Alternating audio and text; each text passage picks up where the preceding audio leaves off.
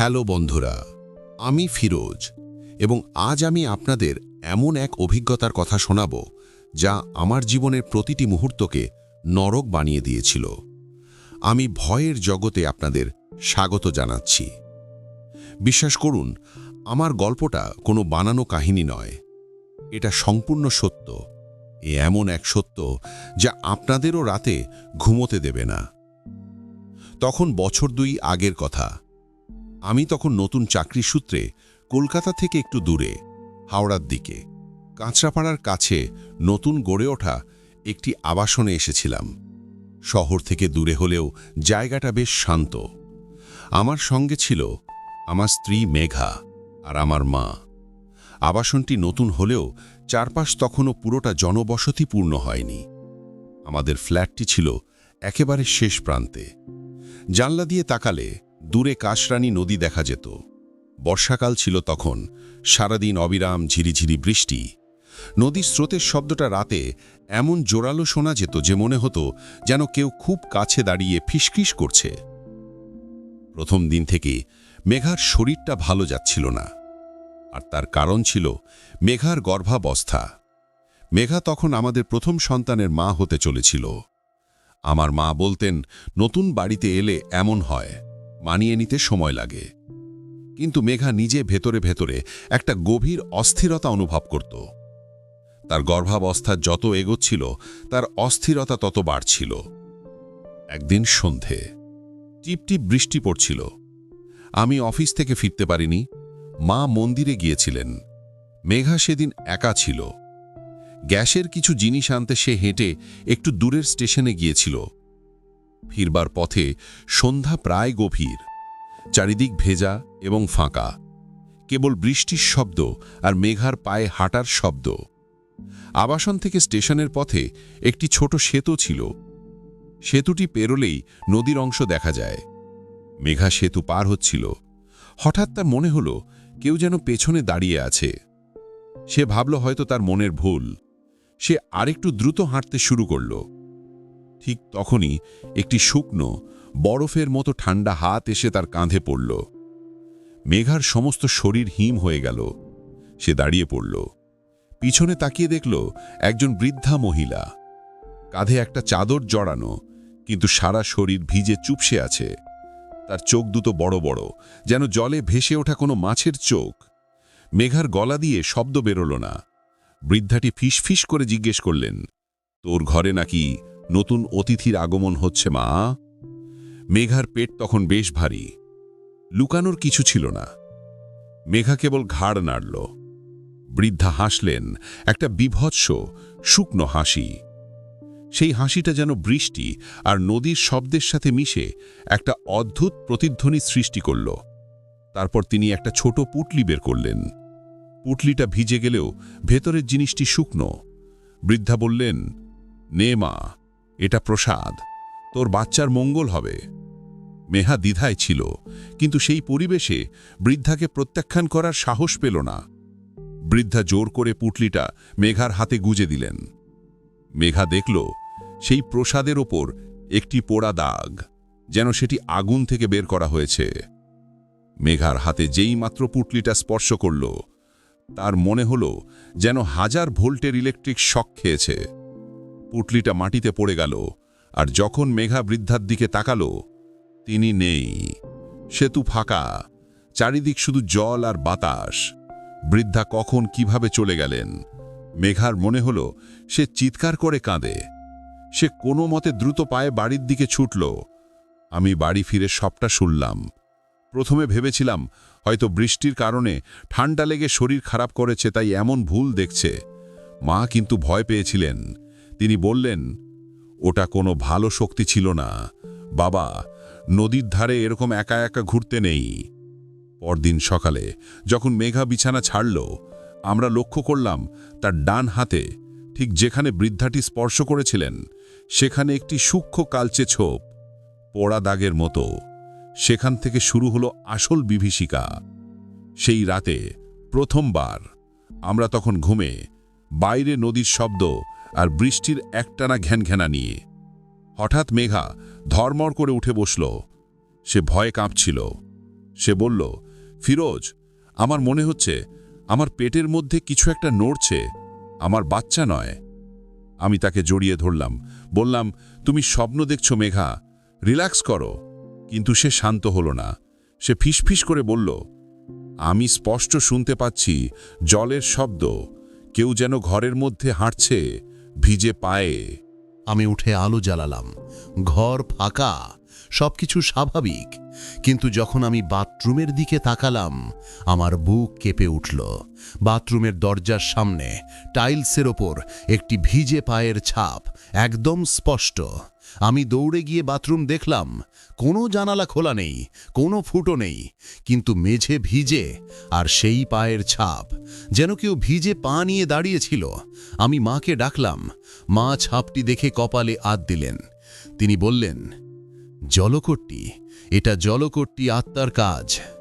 জলকট্টি? আমি বিশ্বাস করতে পারিনি। কিন্তু সেই রাতের পর থেকে মেঘা যেন এক অদৃশ্য শিকলে বাঁধা পড়ল। সে প্রায় গভীর রাতে উঠে বারান্দার দিকে তাকিয়ে থাকত।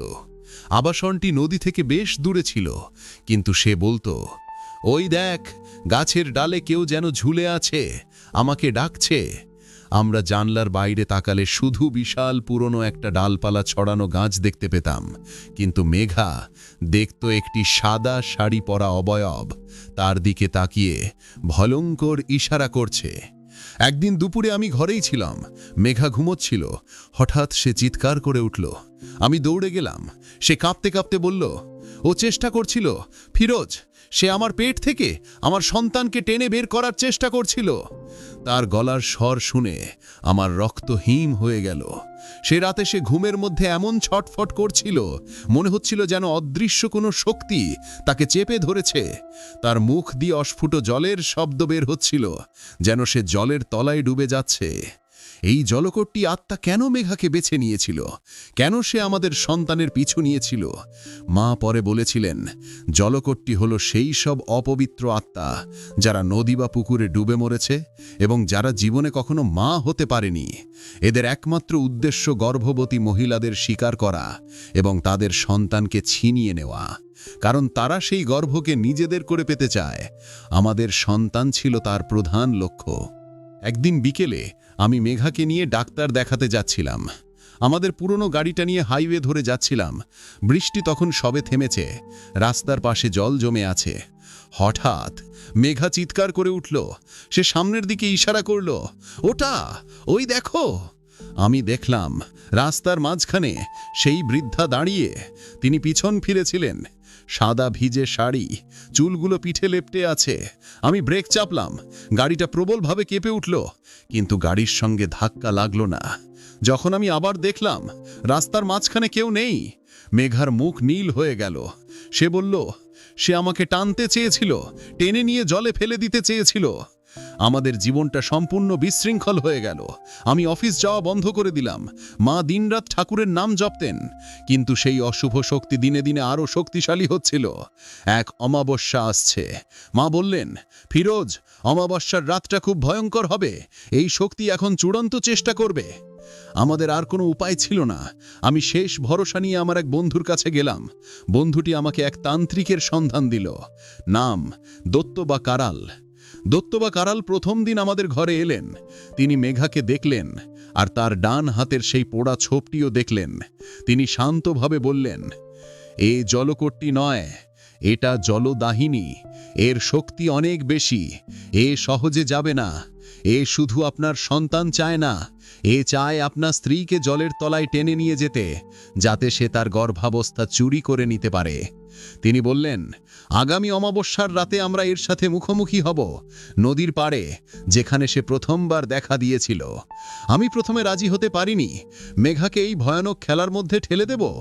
কিন্তু দত্তম কারাল বললেন, আর কোনো উপায় নেই। এই আত্মা আপনার ঘরে থাকলে আপনার সন্তান জন্ম হবে না। আমি থাকব, আমি আপনার সন্তানকে রক্ষা করব। সেই অমাবস্যার রাত জীবনের সবচেয়ে ভয়ঙ্কর রাত। সারাদিন মুষলধারে বৃষ্টি হয়েছে। রাত 12টা নাগাদ দত্তবা কারাল তৈরি হলেন। তিনি একটা বড় কালো ছাতা নিলেন, একটা ত্রিশূল আর একটি মাটির পাত্রে কিছু মন্ত্রপুত সামগ্রী। তিনি বললেন, ফিরোজ, মেঘাকে কোলে নিয়ে সাবধানে আমার পিছু পিছু আসুন। নদী থেকে দূরে থাকবেন। আমি যেখানে বসব সেখানেই দাঁড়াবেন। আমরা আবাসন থেকে বেরিয়ে চললাম অন্ধকারের মধ্যে, কেবল টর্চের আলো আর বৃষ্টির শব্দ।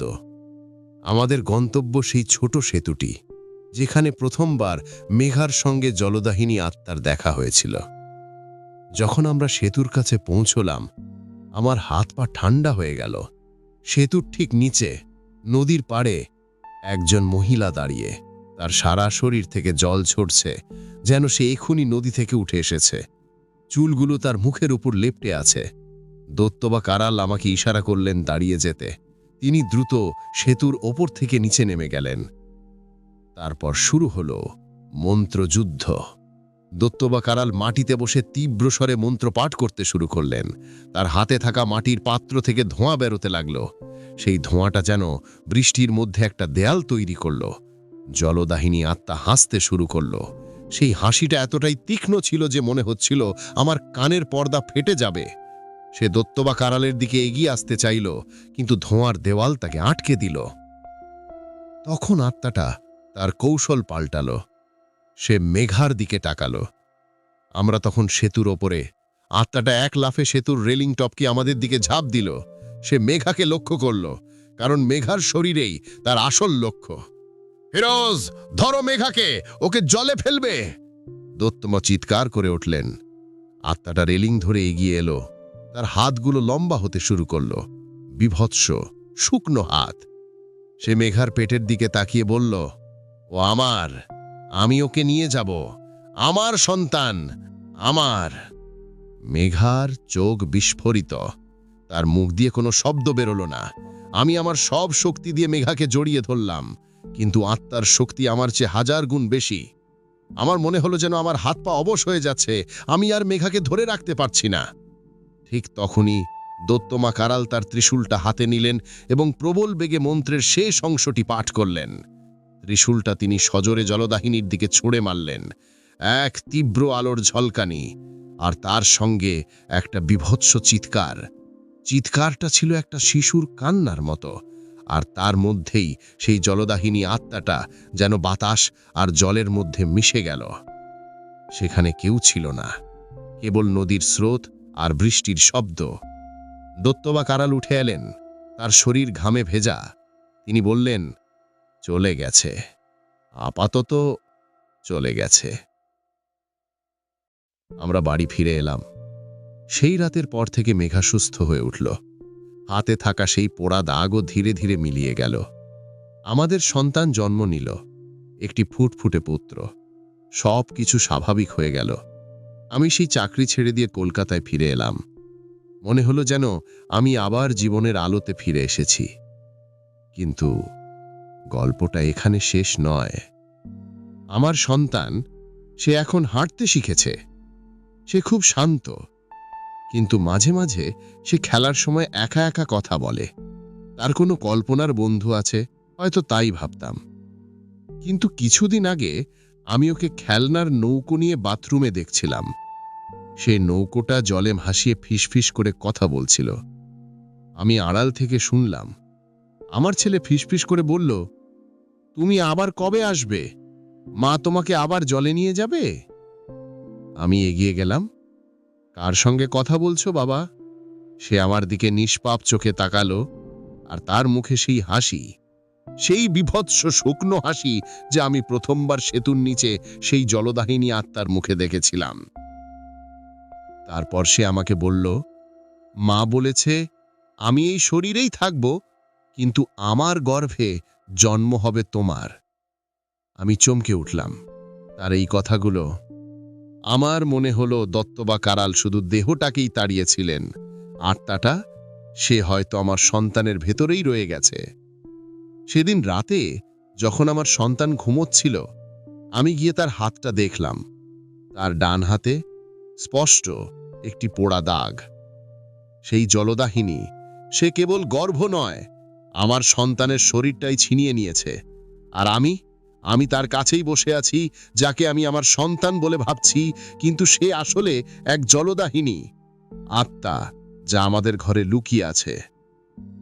আমার এখন মনে হয় সেদিন নদীতে ডুবে মরা মেহারই উচিত ছিল, অন্তত আমাদের সন্তানটা রক্ষা পেত। সে আমার দিকে তাকিয়ে হাসছে, আর আমি জানি সে একদিন আমাকেও জলের তলায় টেনে নিয়ে যাবে, কারণ সে সম্পূর্ণভাবে আমার জীবনটাকে নিজের করে পেতে চায়, ঠিক যেমনটা সে আমার সন্তানের জীবনটাকে পেয়েছে। আমার সন্তান এখন শান্ত, খুব শান্ত, অতিরিক্ত শান্ত। আর সেই শান্ত চোখ দুটিতে আমি কেবল জল দেখি আর অপেক্ষা করি পরবর্তী অমাবস্যার জন্য। আমি এখানে শেষ করলাম। আপনাদের কি মনে হয়, আমার ঘরে কি সত্যি আমার সন্তান আছে, নাকি অন্য কিছু, নাকি জলদাহীন